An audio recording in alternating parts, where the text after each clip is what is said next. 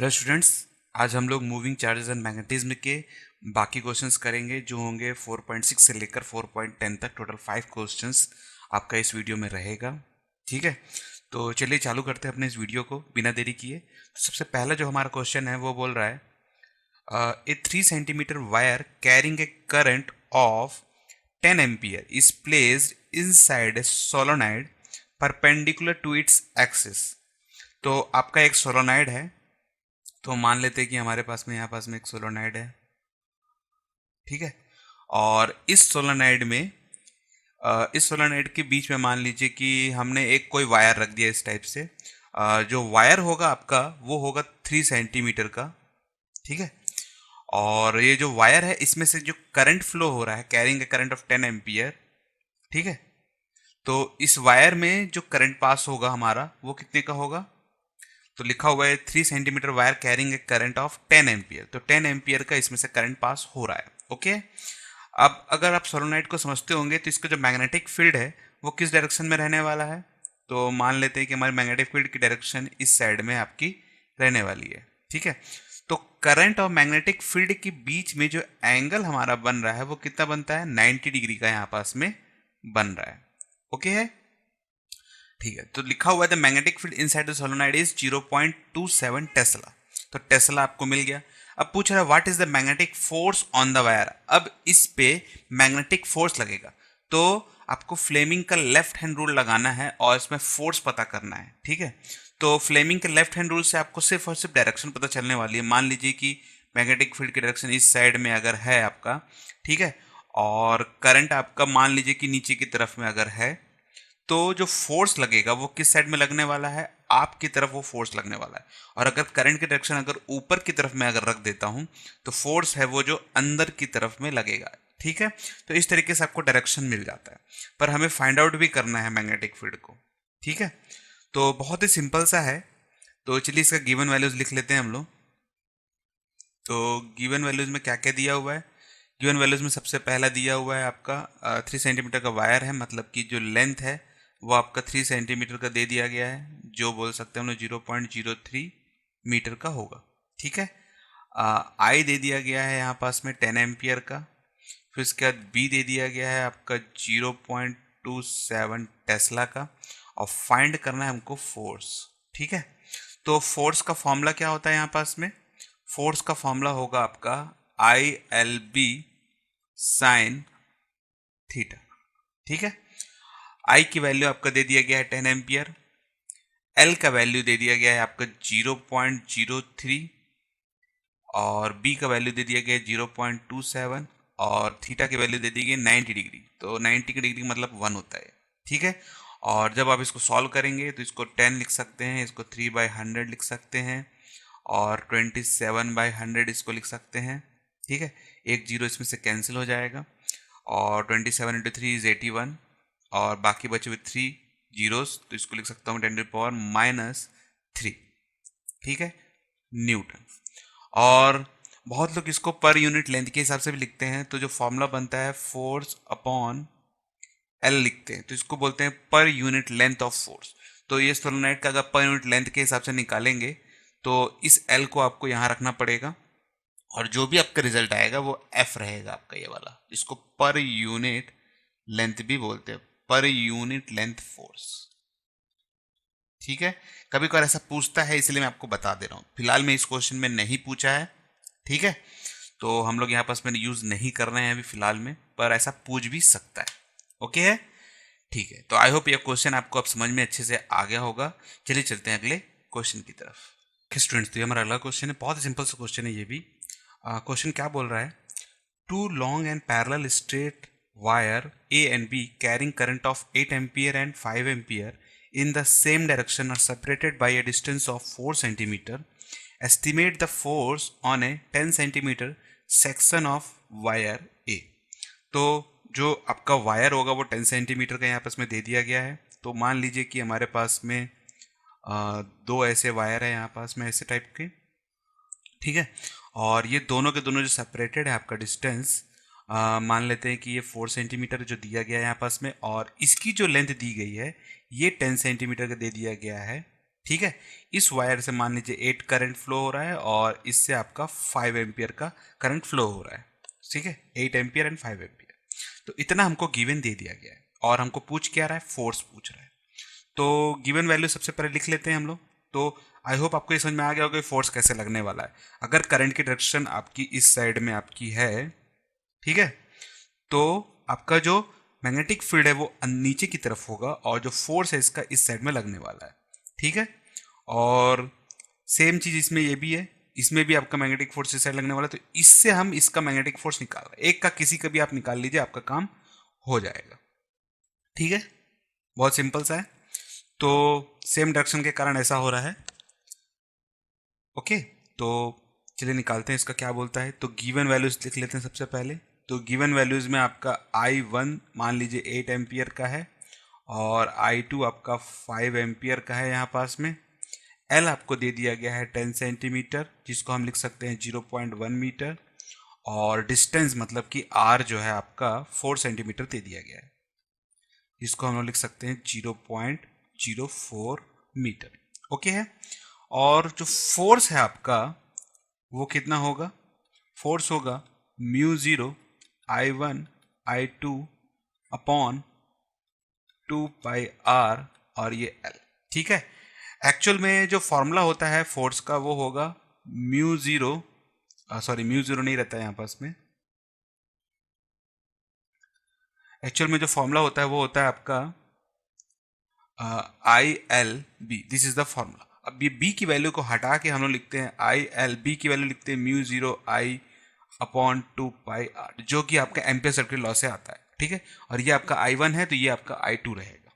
Okay है। इसके बारे में फुल डेरिवेशन मैंने बनाया है, तो आपको मैं ऊपर आई बटन में दे दूंगा, तो जिससे आपका एक अगर आपको कोई डाउट होगा तो आप उस थियोरेटिकल पार्ट से आप अपने डाउट्स को क्लियर कर सकते हैं, ठीक है। तो यहाँ हम लोग इस चीज़ को डिस्कस नहीं करते हैं, नहीं तो काफ़ी ज़्यादा टाइम लग जाएगा इस पर। डायरेक्टली फॉर्मूला लगाते हैं और अपने आंसर को निकालते हैं। तो म्यू का वैल्यू दिया गया है 4π इंटू 10⁻⁻⁷ और I1 की वैल्यू दे दी गई 8 और इसकी वैल्यू दे दी गई है 5। L की वैल्यू दिया गया है यहाँ पास में 0.1 और नीचे दिया गया है 2π इंटू 10⁻r है, सॉरी 2π दे दिया गया और r की वैल्यू दिया गया है यहाँ पास में 0.04, ठीक है। पाई और पाई कैंसिल, 2 और ये 4 कैंसिल, 2 आ जाएगा यहाँ पास में, ठीक है। बाकी कैलकुलेशन भी इजीली बहुत है, लिख सकते हैं हम लोग यहाँ पास में। देखिए 2 इंटू 10⁻⁷ इंटू 8 इंटू, अब इस वैल्यू को लिखना चाहता हूँ मैं, तो ये 100/4 इंटू 5 इंटू 1/10, ठीक है। इसमें से ये जीरो इसके साथ कैंसिल हो जाता है, 4 1 जा 4 2 जा 2 2 जा 4 और 4 5 से 20 हो गया यहाँ पास में, ठीक है। तो यहाँ 20 लिख सकता हूँ मैं। और जो बाकी बच गया जीरोज वो क्या है, 10⁻⁷ है और इसका एक जीरो इसके साथ लगाएंगे तो 6 हो जाएगा, तो ये लिखेंगे 10⁻⁻6। और फोर्स का जो यूनिट होता है वो होता है न्यूटन। तो this is our final answer, ठीक है। बहुत ही सिंपल सा था, आई होप आपको ये समझ में आ गया होगा, ठीक है।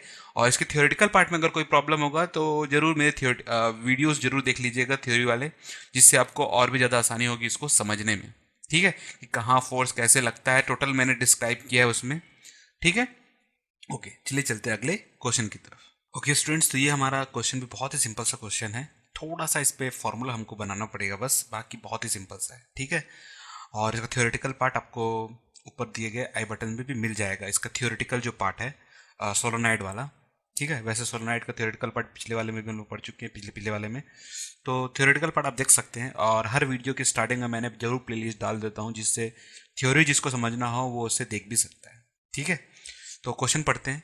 लिखा हुआ है closely bounded solenoid 80 centimetre long has 5 layer of winding of 400 turn each. Her layer में 400 टर्न्स दिया गया है और टोटल 5 लेयर्स दिए गए हैं आपके सोलोनाइड में।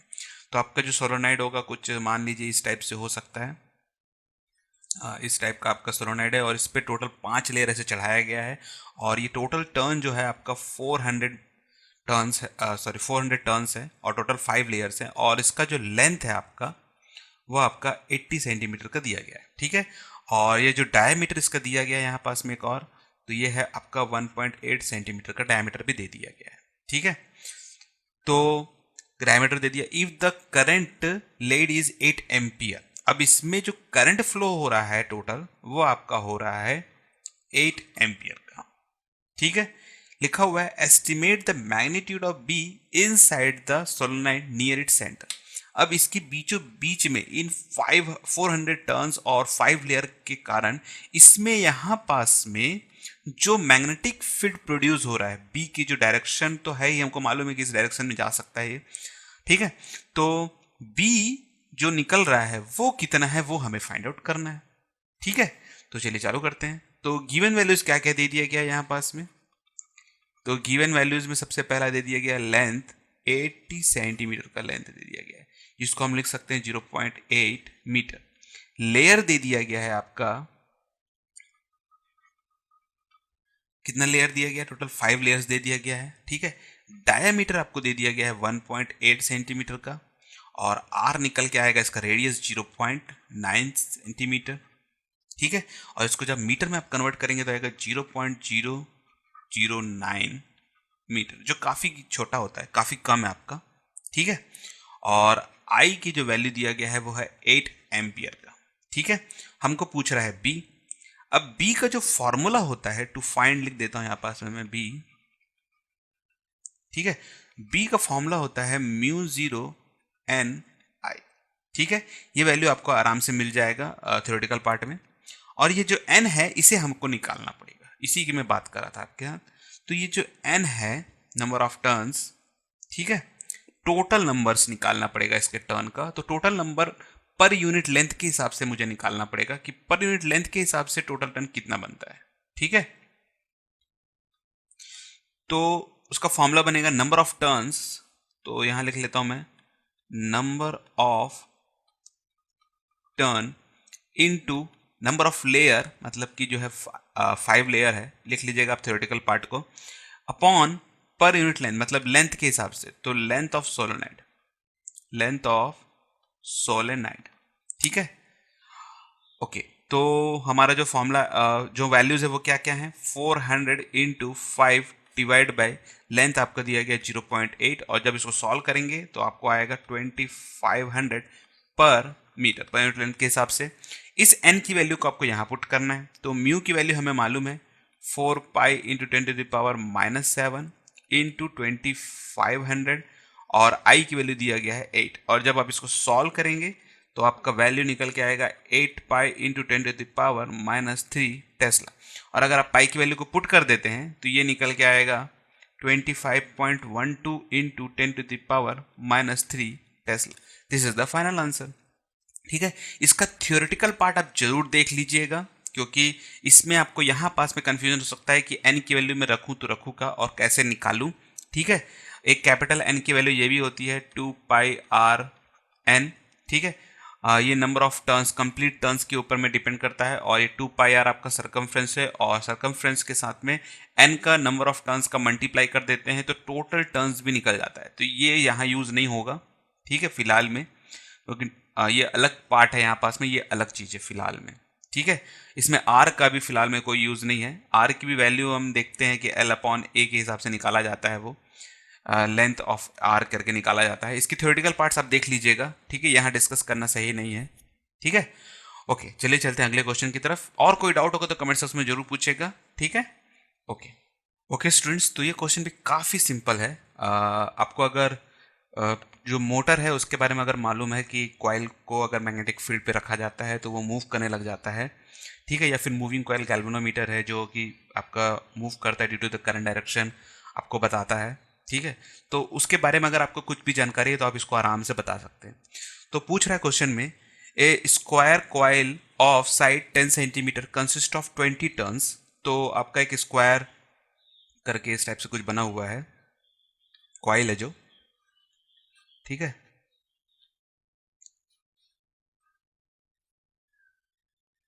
और इसमें 20 टर्न्स है total, carrying a current of 12 ampere, और इस पे जो करंट फ्लो हो रहा है वो 12 एम्पियर का करंट फ्लो हो रहा है।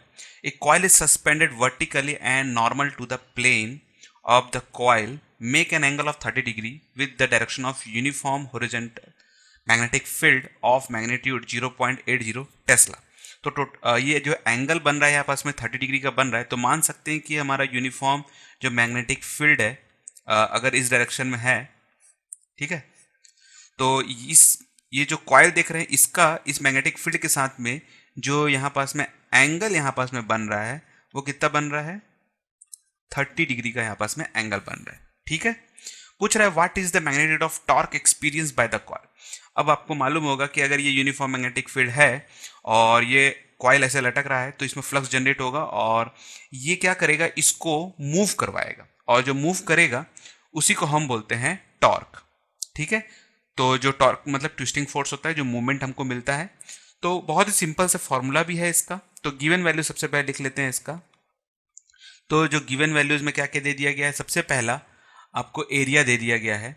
ठीक है, आपको एरिया की जरूरत पड़ेगी क्योंकि साइड दिया गया है, तो एरिया का फॉर्मूला आएगा 0 पॉइंट मतलब साइड इंटू साइड होता है, तो ये आएगा 0.1 इंटू 0.1 और ये आएगा 0.01 मीटर। ठीक है, इसको मैंने पहले मीटर में कन्वर्ट कर लिया हूँ। फिर जो नंबर ऑफ टर्न्स दे दिया गया है यहाँ पास में वो दे दिया गया है 20 टर्न्स। फिर आई दे दिया गया है 12 एम्पियर का फ्लो हो रहा है। फिर एंगल दे दिया गया है 30 डिग्री का और बाद में मैग्नेटिक फील्ड भी दे दिया गया है 0.80 टेस्ला। हमको फाइंड आउट क्या करना है, टॉर्क फाइंड आउट करना है। ठीक है, और जो टॉर्क है उसका जो फॉर्मूला होता है वो होता है NIAB साइन थीटा। ठीक है, बहुत सिंपल सा है। n की वैल्यू दी गई है 20, i की वैल्यू दिया गया है 12, a जो एरिया है वो दिया गया है 0.01 और b का वैल्यू दिया गया है 0.8 और साइन की वैल्यू दिया गया है साइन 30 डिग्री। ठीक है, और जब आप इसको कैलकुलेट करेंगे तो आएगा 20 इंटू 12 इंटू 1/100 इंटू 8/10 इंटू 1/2। 2 की वैल्यू इससे कैंसिल कर सकते हैं हम लोग चाहें तो ये 10 बनता है।